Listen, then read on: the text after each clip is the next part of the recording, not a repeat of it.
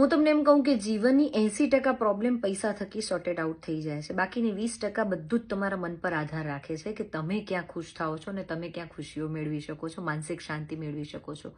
મારી મમ્મી આજથી 15 વર્ષ પહેલા જ્યારે બીમાર પડીને ત્યારે અમારા પાસે એની ટ્રીટમેન્ટના એવા પૈસા નહોતા, એવા રૂપિયા નહોતા.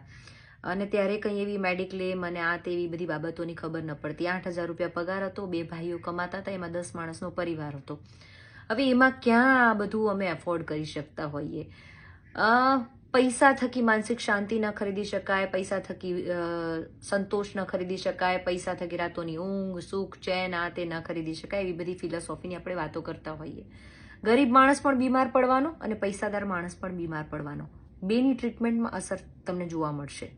ગરીબ માણસ છે એ ભલે હવે સરકારી સુવિધાઓ, યોજનાઓ આ તે બધું ઘણું બધું આવી ગયું છે, પણ એની ટ્રીટમેન્ટ અને પૈસાદારની ટ્રીટમેન્ટમાં શું તમને કોઈ ફરક ન દેખાય? કેટલાય મહેનત અને કેટલાય સંઘર્ષ પછી એને એ ટ્રીટમેન્ટ મળે.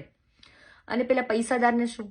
શાંતિથી જઈને સરસ મજાની હોસ્પિટલની અંદર દાખલ થઈ જવાનું અને એની ટ્રીટમેન્ટ થઈ જાય.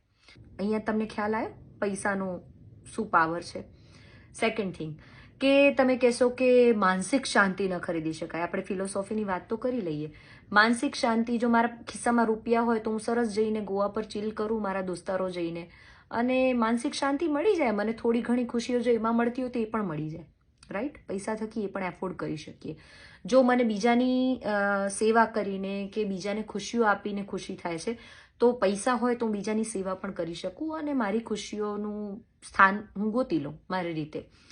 તો પૈસા થકી જીવનના 80% પ્રોબ્લેમ સોર્ટ થઈ જાય છે. આપણું ફોકસ પૈસા કમાવા પર હોવું જોઈએ. ગરીબ માણસ નાની નાની ખુશીઓમાં ખુશ થાય છે, એમાં કેટલીક વાર એની મજબૂરી પણ હોય છે. તો દોસ્તાર, પૈસા કમાવા પર ફોકસ કરો.